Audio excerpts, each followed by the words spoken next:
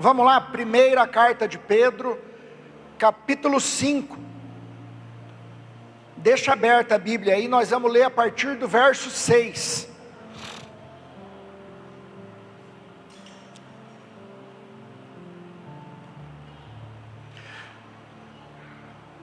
Olhe para cá, eu quero pedir que você preste atenção.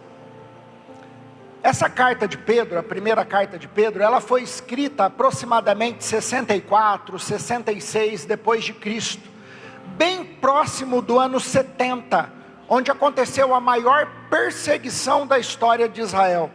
Em 70 depois de Cristo foi quando Nero persegue de maneira implacável o povo de Israel, uma perseguição sangrenta.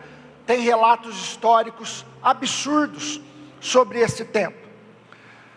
Pedro escreve a sua carta para um grupo de gentios convertidos que está vivendo no meio de uma cultura difícil, em um ambiente hostil, de perseguição, onde eles aspiravam morte diariamente. Converter-se naquele período significava colocar-se à exposição de perseguição, morte e desafio diário. Então Pedro escreve essa carta dando uma orientação, e nesse capítulo 5 ele começa falando aos presbíteros e depois à igreja, e ele orienta, dá algumas orientações aqui de como devemos, ou como eles deveriam proceder diante daquela circunstância.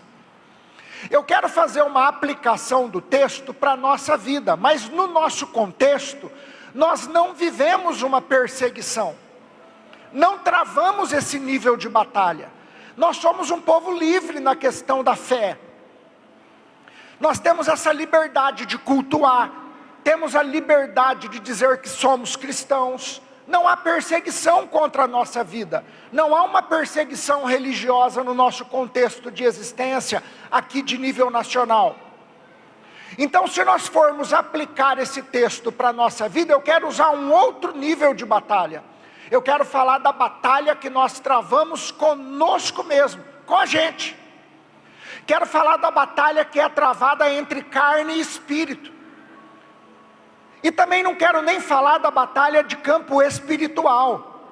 Dentro de uma teologia reformada ampla, histórica, bíblica, existem 3 níveis de batalha que o cristão trava. A batalha contra ele mesmo, a batalha contra a sua carne, contra a sua natureza, a batalha contra o mundo e a batalha contra Satanás. 3 níveis de batalha. Mas eu entendo que hoje, por se tratar de que Satanás já foi destruído, já está sentenciado e trabalha no limite até onde Deus permite, a maior batalha que eu e você travamos hoje é contra nós mesmos. Ninguém tem mais poder para poder me travar, para poder me impedir de avançar do que eu mesmo. Quando não tenho disciplina, quando não tenho foco, quando não tenho persistência, quando não tenho compromisso.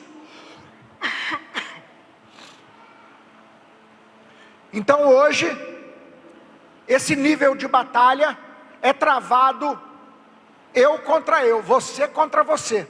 Travamos uma batalha diária contra nós mesmos, contra os nossos desejos, contra a nossa natureza.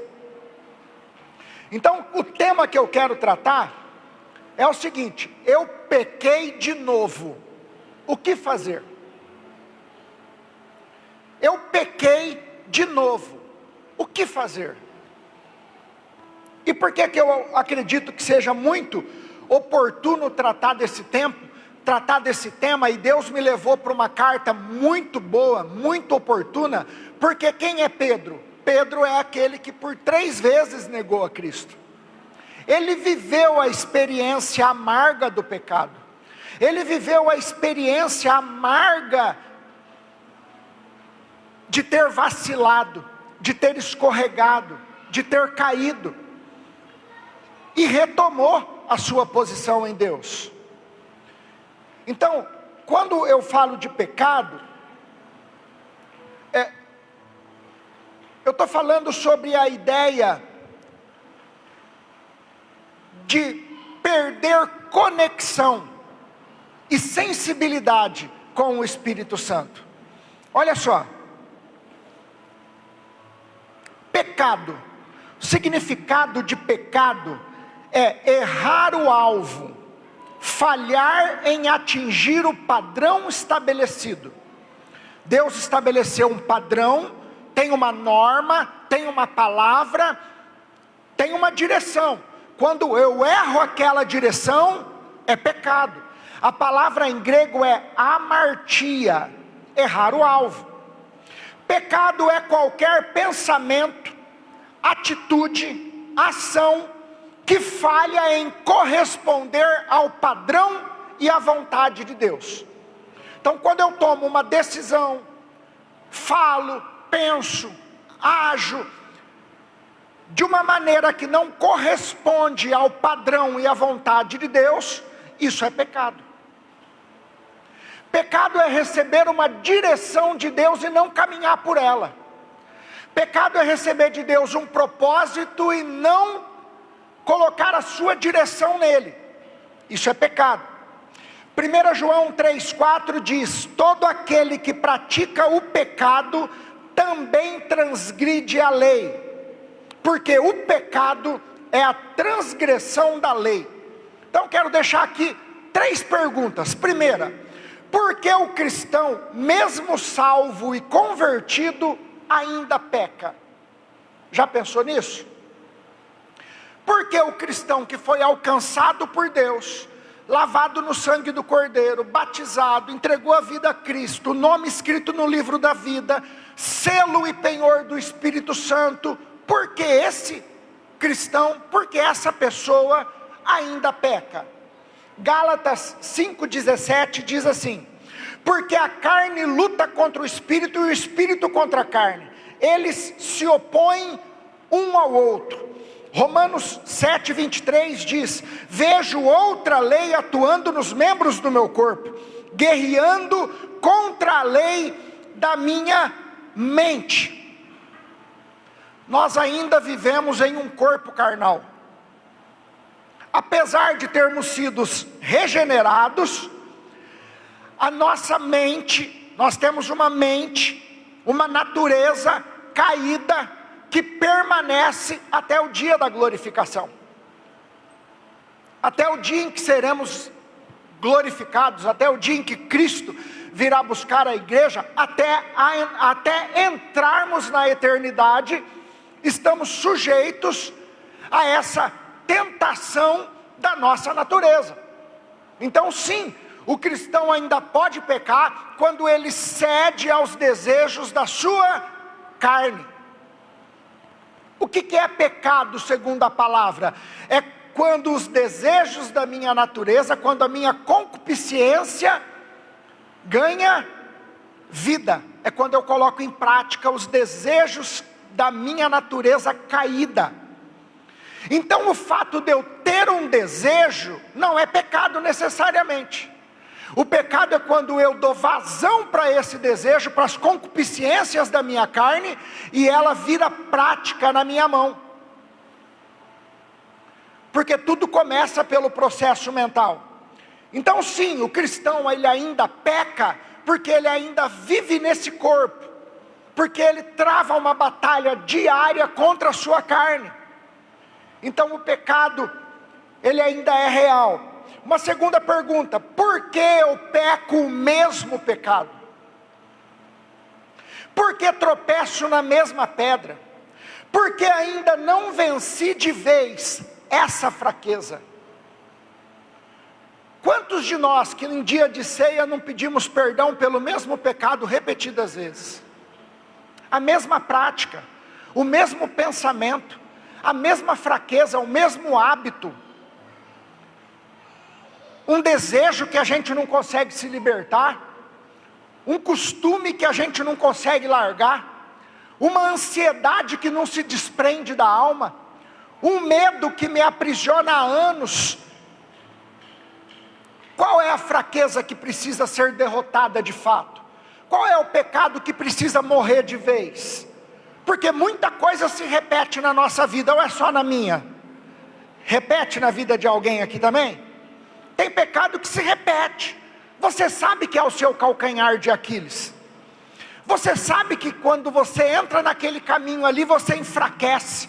Você perde vigor, perde energia, perde avivamento, perde poder. Você sabe qual que é a tua fraqueza, aonde é que Satanás tenta te pegar e aonde a tua carne apela mais. Nós sabemos. O pecado ainda habita na natureza humana caída e pode se tornar um peso persistente na nossa caminhada. E alguns hábitos são gerados, alguns pecados existem por conta da minha cultura, ambiente, onde fui criado, minha genética, padrões culturais da onde eu vivo, formação, hábitos aprendidos que viram um padrão. Esse padrão se ajusta à minha identidade e aquilo passa a fazer parte da minha vida. Quantos alcoólatras não existe hoje que começaram dando um golinho na espuminha da cerveja do pai? A gente sabe que isso é verdade. Quantos fumantes aprisionados no cigarro, hoje adultos, que o cigarro se transformou uma verdadeira desgraça na vida da pessoa, que começou acendendo o cigarro para o pai, o hábito, a visão, o relacionamento. Então tem muita coisa que nasce a partir do ambiente onde nós nascemos, a partir do ambiente onde estamos, e adquirimos hábitos e comportamentos que descobrimos lá na frente, que são contrários aos padrões e à vontade estabelecida de Deus. Olha o que diz Hebreus 12:1. Livremo-nos de todo peso e do pecado que tão firmemente se apega a nós. Romanos 7:19. Eu não faço o bem que quero, mas o mal que não quero, esse continuo fazendo. Salmo 51:3. Eu conheço as minhas transgressões e o meu pecado está sempre diante de mim. Então sim, nós podemos nos deixar levar por um desejo, por um hábito, por um padrão que contraria os princípios e o padrão de Deus, e isso se transformar num pecado de estimação. Isso é muito perigoso, porque esse tipo de pecado nós só vamos ter duas alternativas: acostumar com ele, camuflar e viver de aparência, ou combater. Não tem outro caminho. Mas combater cansa. Cansa, é verdade. Por isso que eu acho esse tema tão oportuno e eu quero que você fique atento. Porque o que eu estou querendo tratar aqui é: eu pequei de novo, e agora o que fazer? Porque nós pecamos. O texto bíblico mostra. Mas eu tenho uma outra pergunta: é possível um cristão viver em santidade, vencer o pecado e caminhar uma vida cheia de Deus? Porque é muito perigoso essa palavra, para não dar brecha para a ideia de que pecado faz parte, é normal, então eu tenho que me acostumar. Qual que é a grande diferença do cristão para as pessoas que não têm a nossa identidade, que não foram selados pelo Espírito, alcançados em Deus? É que o pecado não causa dano, no sentido de abalo entre o meu relacionamento com Deus. O dano maior que o pecado já causou foi distanciar o homem de Deus. Cristo remediou isso.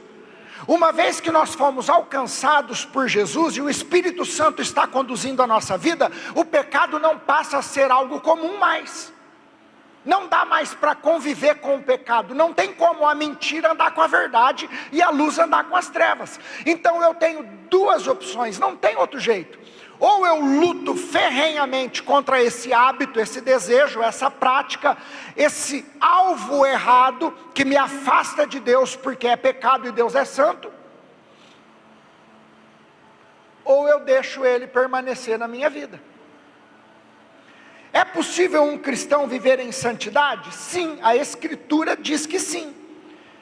Embora nós, vez ou outra, tenhamos alguma queda, alguma fraqueza, o Espírito de Deus habitando em nós, abre os nossos olhos, nos incomoda, nos conduz ao arrependimento, e é sim possível o cristão viver aqui na terra uma vida de santidade, obediência, cheio do poder e da presença do Espírito Santo. 1 Coríntios 10, 13 diz assim: não sobreveio a vocês tentação que não fosse comum aos homens, e Deus é fiel, Ele não permitirá que vocês sejam tentados além do que podem suportar, mas quando forem tentados, Ele mesmo lhes providenciará um escape. Então nem eu, nem você e nem ninguém pode dizer assim, eu fui tentado acima das minhas forças de resistir. Foi algo num nível assim sobrenatural, não dá. A tentação que chega na nossa vida, ela é humana, natural, e Deus dá o escape. A gente sabe como se libertar, a gente sabe como dizer não, mas é atrativo, é gostoso para a carne, então a gente cede ao desejo e se entrega a ele. Tudo começa na mente. Gálatas 5,16 diz: andem pelo Espírito e jamais satisfarão os desejos da carne. É Paulo que está dizendo aos Gálatas: andem pelo Espírito e jamais satisfarão os desejos da carne. Romanos 6, do verso 12 ao 14, diz assim: não deixem que o pecado reine sobre seu corpo, que está sujeito à morte, cedendo aos desejos pecaminosos. Então, quando nós cedemos aos desejos da nossa carne, que são pecado diante de Deus, nós permitimos que o pecado reine em nosso corpo. Não deixem que nenhuma parte de seu corpo se torne instrumento do mal para servir ao pecado, mas em vez disso, entreguem-se inteiramente a Deus.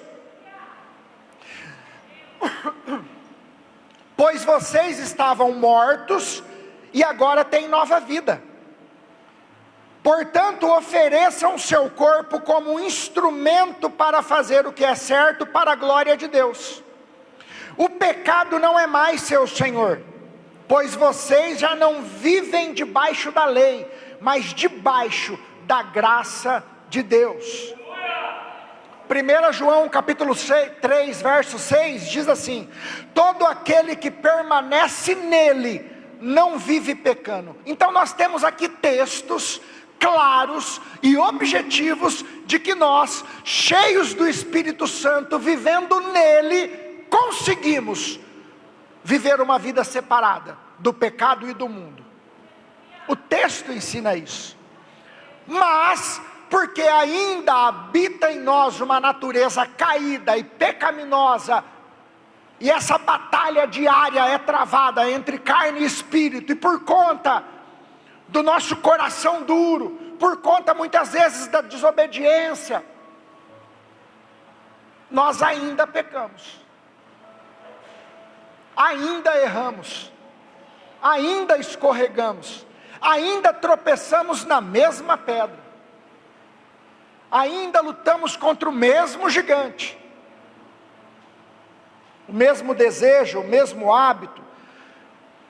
E por que eu quero tratar desse tema? Porque o pecado é uma grande desgraça, uma grande tragédia. E uma das coisas que o pecado faz na nossa vida é fazer com que a gente se sinta culpado, indigno, inferior, e principalmente, ele dá brecha para Satanás fazer um trabalho que sabe fazer com excelência: acusar e mentir. Então, diante do pecado, ainda mais se for um pecado desses que a gente já não caiu a primeira, segunda ou terceira vez, a voz do diabo diz: agora Deus se vinga de você. Agora deu. Deus é misericordioso, Deus é amor, mas Ele também não é bobo. Agora deu. Eu acho que você já foi longe demais. Quem é que nunca teve pensamentos desse tipo? Agora Deus desistiu. Agora Deus bateu o martelo no céu contra a minha vida, porque afinal de contas, quantas chances Ele me deu? Nem eu daria mais uma chance para mim. Então agora já deu. E a acusação vem junto com a acusação, amargura, angústia, culpa, vontade de parar, de desistir, depressão. Estou falando de coisas que são reais na vida de um cristão que enfrenta um pecado, que sente essa dor na alma do pecado, e essa sensação de ser indigno, de estar sujo, de não ser grato, junto com uma mistura de alma e ataque de Satanás, provoca uma amargura e uma opressão tamanha na vida de alguém que serve a Deus. Então o que fazer? Aí eu quero que você acompanhe comigo o texto, primeira carta de Pedro, capítulo 5, a partir do verso 6.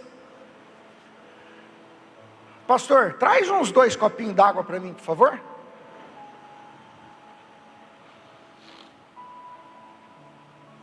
Deixa a Bíblia aberta, nós vamos acompanhando, tá? Então olha só o que diz a parte A do versículo 6. Portanto, humilhem-se sob o grande poder de Deus. Algumas versões dizem humilhem-se sob a poderosa mão de Deus. O que eu quero tratar aqui? Se você, por um acaso, pecou, se você por um acaso está experimentando essa angústia do pecado, esse afastamento de Deus, essa sensação de culpa, de frieza, está se sentindo indigno, está se sentindo sujo, por conta do pecado, por conta dessa desobediência, por conta desse hábito, a primeira coisa que eu quero tratar aqui é: humilhe-se. Humilhe-se diante de Deus. Humilhe-se com sinceridade. Se coloque diante de Deus com um coração humilhado, quebrantado. Sabe qual é o maior significado de se humilhar? Humilhar-se traz um significado muito forte de colocar-se diante de Deus em uma posição de que dependo dele para tudo. Não sou capaz de avançar sem o Senhor em nada. Não consigo colocar em prática nada em minha vida se o Senhor não me sustentar e não for comigo. A minha vida não vai avançar com sucesso sem a sua presença. Sem a tua presença não vai dar certo. Sem a tua presença eu não vou conseguir. Então esse humilhar-se diante de Deus na hora do pecado, na hora da queda, mostra ao Senhor um desejo genuíno de querer mudança. Agora olha só, eu gosto muito dessa palavra que ele usa aqui, esse humilhar-se, ele tem uma raiz no grego que chama tapeinos. O significado disso é colocar-se em posição de dependência total, reconhecer a própria limitação, submeter-se de forma voluntária à autoridade e à vontade de Deus. Humilhar-se é reconhecer quem Deus é e aceitar a minha total dependência dele. Tiago 4,10 diz: humilhem-se diante do Senhor e Ele os exaltará. Salmo 51,17: os sacrifícios que agradam a Deus são um espírito quebrantado, um coração quebrantado e contrito, não desprezará o Senhor. Se você está enfrentando a dor na alma do pecado, do afastamento, da frieza, da angústia, da acusação, Humilhe-se diante do teu pai. Humilhe-se diante de Deus. Mas irmão, eu tenho me humilhado diante de Deus por conta desse pecado faz tempo. Aqui eu quero te dar uma chave, ouça isso que eu vou te dizer. Às vezes o que tem que ser tratado é a tua motivação.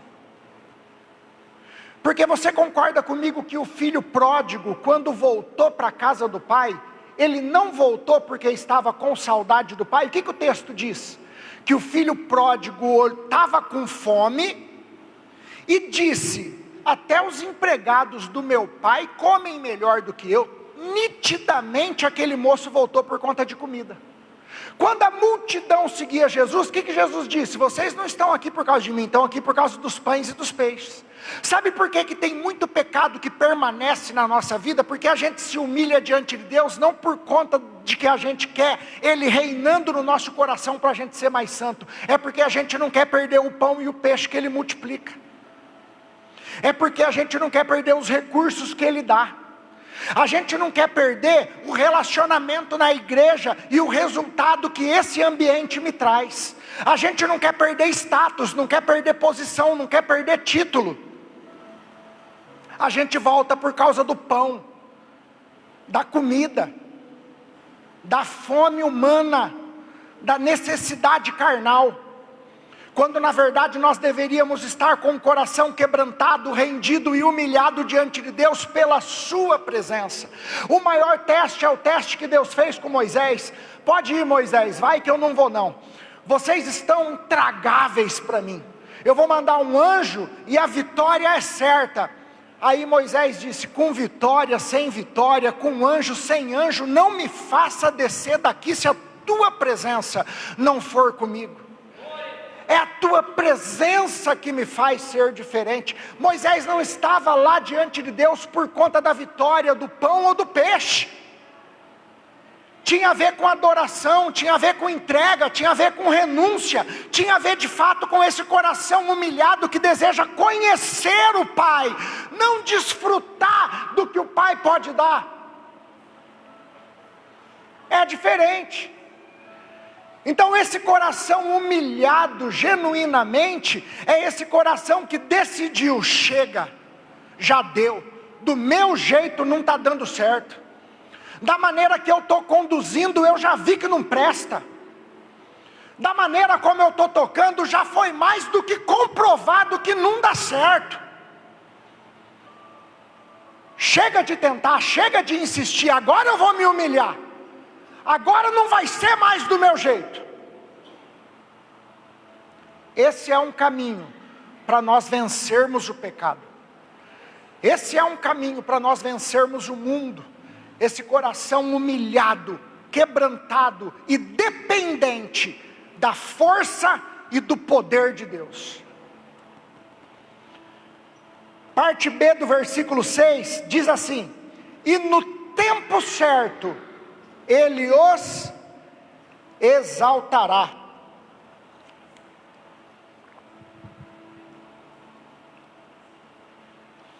Segunda coisa que eu quero te dizer aqui: se você está nesse momento de angústia, de culpa, de dor na alma, por conta do pecado, ouça o que eu vou te dizer: confie no tempo e na misericórdia de Deus. Sabe por que eu estou te dizendo isso? Porque a maioria das coisas na nossa vida não dá para rebobinar e voltar. Tem coisa que a gente pode consertar com uma ligação, pedir perdão, se reconciliar, mas tem coisa que não. Tem pecado que você vai ter que aturar aquela angústia, aquele processo, por um tempo. Então confie no tempo e na misericórdia de Deus, porque se desesperar não vai adiantar. Desfazer, você consegue desfazer? Não consigo. Você quer ver um exemplo? Um casal de namorados, frequentando a igreja, no ministério, ativos, dinâmicos, produtivos, acontece de se deixarem levar pelos desejos da sua carne e acabam indo além da conta. Dá para voltar no tempo? Dá para refazer? Tem jeito. Dá para voltar atrás? Não tem jeito. A colheita vai acontecer? Vai acontecer, não tem jeito. Eu plantei, eu vou colher. Qual que é o caminho agora? Me humilhar. E nesse processo de tempo, porque percebe que o apóstolo fala, no tempo certo, agora não tem jeito, agora eu vou ter que me humilhar e confiar no tempo e na misericórdia de Deus. Porque ficar me culpando, me desesperando, querendo me justificar, agora não adianta, já aconteceu. E essa palavra é importante porque uma das coisas que acontece nesse processo de quando a gente peca, um pecado que já não é coisa nova na nossa vida, é essa acusação que vem para matar. E aí eu me sinto inferior, pequeno, sujo e quero desistir. Mas agora adianta? Não dá para voltar atrás. O desespero não vai mudar o passado. A tristeza é real, o luto é real, mas se você se humilhar com o coração quebrantado e confiar no tempo e na misericórdia de Deus, você vai dar a volta por cima e vai ficar de pé. Você vai se levantar. Você vai vencer esse processo. Essa vitória vai chegar. Olha o que diz 1 João 1,9. Se confessarmos os nossos pecados, Ele é fiel e justo para perdoar os nossos pecados e nos purificar de toda injustiça. É a Bíblia que diz. A chance para mim e para você. Não é momento de se desesperar, de querer parar, de achar que acabou. Não acabou. Humilhe-se diante do Senhor e confie na misericórdia de Deus e viva esse processo. Alguma coisa Deus vai te ensinar nesse tempo de amargura, de angústia e de culpa e de acusação. Alguma coisa o Senhor vai forjar no teu coração nesse tempo, porque Ele é habilidoso demais para transformar a coisa ruim numa coisa boa. Provérbios 28:13 diz que quem esconde os seus pecados não prospera, mas quem confessa e abandona encontra misericórdia. Olha o que diz Hebreus 12:11. Nenhuma disciplina parece ser motivo de alegria no momento. Se você está vivendo essa culpa e essa angústia do pecado, pode ter certeza, é um momento de disciplina. É o Espírito Santo tratando com você, mostrando que esse é um caminho de desgraça e de morte. A mentalidade da carne, o apóstolo Paulo diz no capítulo 8 de Romanos, é morte. Mas a mentalidade do Espírito é vida e paz. Não adianta, no mundo e seguindo os desejos da nossa natureza, nós iremos trombar inevitavelmente no caos.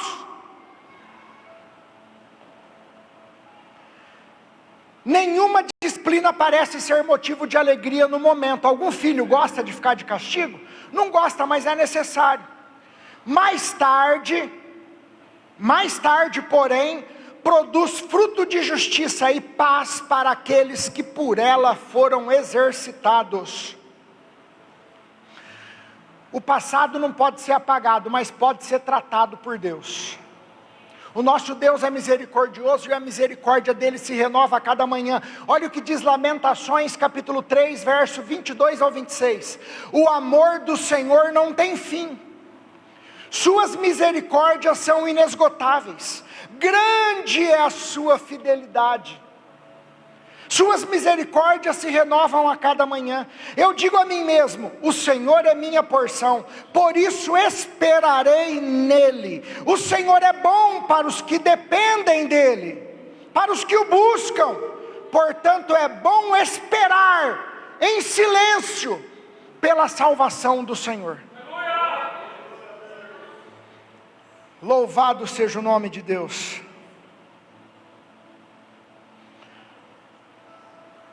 A angústia, a tristeza e a aflição, ela é inevitável no coração de um cristão após o pecado. Na verdade, uma das maneiras mais eficazes de entender como que está o meu coração diante de Deus é depois do pecado. Porque quem não tem uma vida cheia do Espírito Santo, não consegue sentir a dor na alma do pecado. Mas quando nós estamos experimentando a presença diária de Deus e sentimos o afastamento do Espírito, porque o entristecemos com a nossa indisciplina pecando, a gente consegue sentir a dor na alma, e talvez uma fagulha, a gente talvez consiga sentir uma fagulha do que o Senhor Jesus sentiu na cruz, quando disse: meu Pai, por que me desamparaste? Porque essa foi a maior dor de Jesus, não foi as chibatadas, não foi os cravos, não foram os tapas, foi a separação do Pai. Que esse seja o nosso coração diante de Deus. Esse coração que aceita tudo, menos a separação, menos perder a comunhão. Porque se tem uma coisa que todo cristão maduro aprende, é que a vida abundante que Jesus prometeu, é uma vida onde o nosso vazio existencial é preenchido pela presença do Espírito Santo. Só quem já viveu isso, sabe do que eu estou falando. Esse vazio que o mundo tenta suprir com vícios, dinheiro, fama, libertinagem e tanta coisa. Talvez aqui todos já tenham tido uma experiência no mundo. E todos nós lutamos ainda hoje para poder manter-nos separados dele. A gente sabe que o mundo oferece prazeres momentâneos, e é bom. Mas essa maturidade da vida cristã, dirigida pelo Espírito Santo, proporciona o desbloqueio da mente de entender que estar em Cristo é ser liberto. Lembra quando você não conhecia Deus de fato? Só de ouvir falar, não de com Ele andar? Quando alguém te chamava para ir na igreja, ou quando você era dirigido a vir a um culto, qual que era a tua sensação? Ah, mas eu vou ter que viver preso. Não era assim? No começo não é assim que a gente pensa? Eu sei que Jesus é o caminho, a verdade e a vida. Eu sei que a igreja é o lugar. Eu sei que Jesus é o único caminho para Deus, mas eu vou ter que viver preso. Eu vou ter que abandonar a cervejinha que eu gosto de tomar. Eu vou ter que parar de ir para a balada à noite, eu vou ter que largar o mundo. Então uma das maiores dificuldades de alguém que está no processo de conversão, é essa visão enganada de que ele vai ter que abrir mão de algo bom, para poder seguir algo certo. Mas a maturidade cristã nos ensina que não, que depois de um tempo apanhando aqui, lutando com a carne, lutando com o mundo, você descobre que a verdadeira liberdade, alegria e luz está aqui. Só que isso leva tempo. É um processo. Porque no começo você vem frustrado, você vem contrariado, você vem com aquela sensação: eu estou largando o bom para fazer o certo. Aí Deus deixa você voltar para o bom algumas vezes, para você ver o quanto que é terrível o bom que você acha que é bom. E aí então, quando a maturidade chega, você chega aqui e fala: meu Deus, como que eu pude ficar liberto daquilo? Como que o Senhor me trouxe até aqui vivo? Não é possível que o Senhor tenha me sustentado vivo até aqui. Eu vou falar de mim, tá? Quando eu olho para trás, eu não vejo possibilidade nenhuma de eu estar vivo se o Senhor não tivesse me sustentado, mas nenhuma. Nenhuma. Com o passado que eu tenho, nenhuma possibilidade de eu ter chego aqui se o Senhor não tivesse me sustentado, me carregado, se Ele não tivesse um propósito na minha vida, nenhuma. Eu com certeza estaria morto.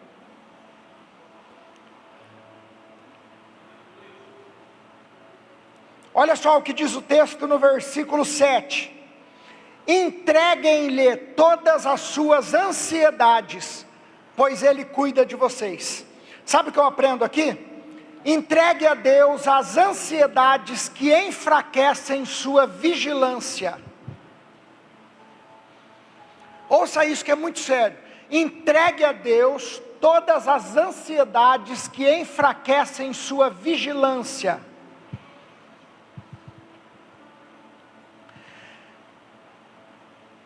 Eu fui estudar a palavra aqui, e a palavra no grego é merina. Merina. Preocupação que divide a mente. Se dividiu, perdeu o foco. Obrigado, pastor.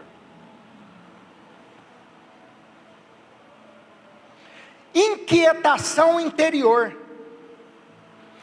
Ansiedade que fragmenta o coração e rouba a confiança em Deus. Ansiedade, olha essa definição. Ansiedade é uma mente dividida entre confiar em Deus e controlar do meu jeito. Você não dá foco nem em um nem em outro, você fica no meio termo aqui, ó, dividido entre a confiança e a vontade de fazer, entre a confiança e a vontade de resolver. Você está entregando o controle, mas ainda está segurando ele firme na sua mão. É desafiador, mas faz parte da vida cristã, porque a vida cristã ela só subsiste a partir da fé. Filipenses 4, 6 e 7, não andem ansiosos por coisa alguma, em tudo porém sejam conhecidas diante de Deus as vossas petições, e a paz de Deus guardará o coração e a mente de vocês em Cristo Jesus. Mateus 13, 22, as preocupações desta vida sufocam a palavra. Por isso que nesse processo, uma coisa boa para se fazer, é humilhar-se diante de Deus, confiando em sua misericórdia e entregando para Ele toda a ansiedade da sua alma. Não retenha nada com você, entregue a Deus em oração. Irmão, eu não consigo esse desbloqueio, isso comigo não acontece na prática, está faltando persistência de oração. A oração também é um mecanismo que precisa ser exercitado, irmãos. Ninguém vai para a academia hoje e amanhã está com músculo. Ninguém começa uma caminhada hoje ficando 5 anos sem fazer nada e amanhã já está correndo 5 quilômetros. É um exercício, existem coisas que nós vamos conquistar com batalha de oração. Vai exigir uma pegada forte, uma energia. Eu vou ter que empregar esforço.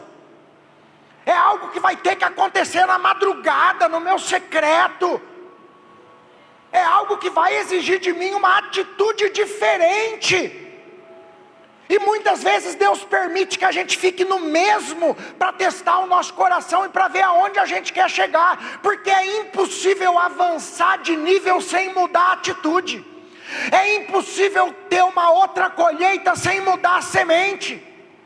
Então se eu estou lendo 2 capítulos da Bíblia por dia e orando 5 minutos, bocejando antes de dormir, se eu quero algo diferente para a minha vida espiritual, eu vou ter que mudar a minha rotina de plantação. Eu te fiz um desafio antes de começar a palavra, que talvez tenha gente aqui que há anos não evangeliza ninguém. Estou falando bobagem, irmãos? É verdade ou não é?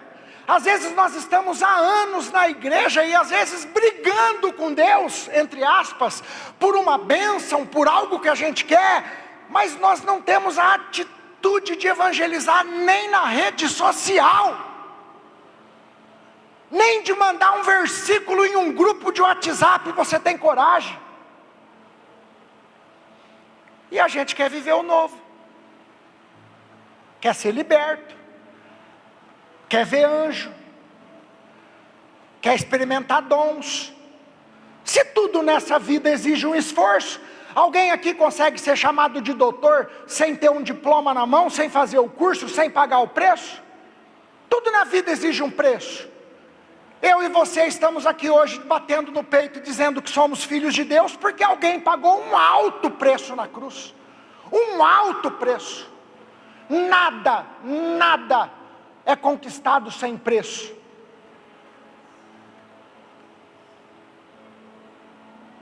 Nós fomos conquistados pela graça de Cristo, mas Ele pagou o preço. E não foi pequeno. Ansiedades não entregues a Deus dividem um coração. Um coração dividido enfraquece a vigilância, porque te tira do foco. Você já viu um vigilante ficar mexendo no celular ou assistindo TV? Não dá certo. Pode perceber, a atitude de vigiar exige foco e atenção. Foco e atenção. A ansiedade rouba isso. Ansiedade, entretenimento exacerbado, preocupações loucas com essa vida. Algumas coisas roubam essa vigilância. E essa vigilância é fundamental para que eu não me torne uma pessoa vulnerável ao pecado. Um outro ponto que eu quero tratar aqui na mensagem, no verso 8, diz assim, ó: estejam atentos, tomem cuidado com o seu grande inimigo, o diabo. Então quer dizer que existe um inimigo, amém?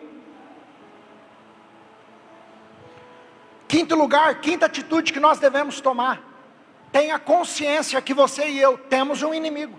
Eu tenho um inimigo. Por que que esse discernimento é importante? Porque quando eu não entendo que tenho um inimigo, a minha guarda fica baixa. Quando eu vivo como se não houvesse uma batalha sendo travada, quando eu me desprendo totalmente da ideia de que há um adversário, eu afrouxo de maneira natural. Por que que um lutador se prepara para a luta, mantém a posição de guarda? Porque tem um adversário. O texto diz que nós temos um inimigo, mas ele não foi vencido na cruz? Foi, mas o decreto final ainda não foi dado, será dado. Satanás ainda trabalha nesse tempo. Ainda trabalha para afastar o cristão de Cristo, para afastar o adorador do Pai, para nos levar de volta para a lama. E sabe como que funciona o pecado? Imagine que eu e você usávamos uma roupa suja, e aí Cristo nos alcançou, o Espírito Santo nos selou, e essa roupa suja foi trocada por uma roupa branca, alvejada. Chega, brilha, uma roupa linda, branca, branca, toda branca. E aí você começa a ver de longe um chiqueiro. E esse chiqueiro chama a tua atenção. Por conta do cheiro, por conta do ambiente, por conta da aparência, por conta do som que vem de lá. E aí algum dia você decide assim, você quer saber, eu vou chegar perto lá, eu vou chegar perto. E aí você chega perto. E aí quando você chega muito perto, mesmo que você vá embora, no outro dia você quer chegar um pouco mais perto. E aí teve um dia que você sujou a sandália sujou, a sandália branquinha sujou no barro, sujou na lama. Aí você pega a sandália e quer limpar. Mas a sandália suja de barro, na hora que você vai limpar, acaba sujando um pouco a roupa também. E aí para não piorar, você põe a sandália e vai embora, mas no outro dia você volta. Até que chega um dia que você entra no chiqueiro, aí suja totalmente as sandálias. E bate a roupa sem querer numa parte ali que está suja. O pecado funciona assim, gente. Ele vai nos manchando de pouquinho e a gente vai acostumando com a sujeira. Vai acostumando com a falta de pureza. A gente limpa uma vez, acha que está tudo bem, que se sujar de novo eu limpo de novo. Se sujar de novo eu limpo de novo. O problema é que pode ser que tenha um dia que não dê tempo de voltar para lavar. Porque o salário do pecado é a morte. E não dá para brincar com o inimigo. Não dá para brincar no mundo. Quando um cristão se coloca em posição de pecador de volta no mundo, ele vai estar sujeito à ação de Satanás. E louvado seja Deus pelas misericórdias do Senhor, que nos alcança toda manhã, e que nos guarda, mesmo quando a gente perde o foco e o caminho. Olha o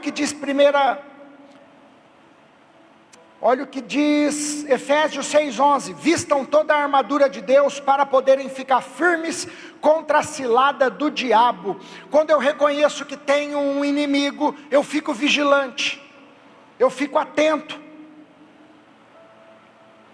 2 Coríntios 2:11, para que Satanás não alcance vantagem sobre nós, pois não ignoramos os seus planos. Mateus 26:41, vigiem e orem para que não caiam em tentação. Quem entende que tem um inimigo não vive em distração espiritual.